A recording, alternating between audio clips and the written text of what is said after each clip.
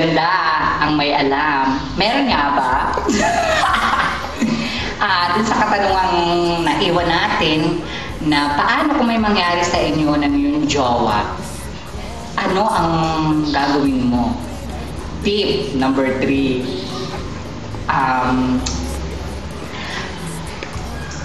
Pag may nangyari sa inyo na yung jowa, ang maibigay ko lang, hindi ko alam kung tama ako.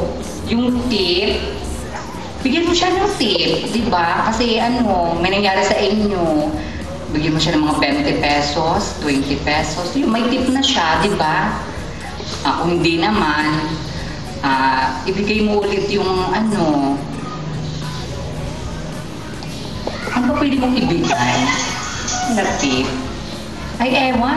Basta ako, pag may nangyari sa amin ng jowa ko or sa jowa nyo, bigyan nyo lang sila ng tip. At alam mo na yun kung ano yung tip. Diba? 20 pesos, 30 pesos. Diba? So, yun ang tip ko, pangatlong tip. Dito pa rin sa Maganda ang May Alam. Bye!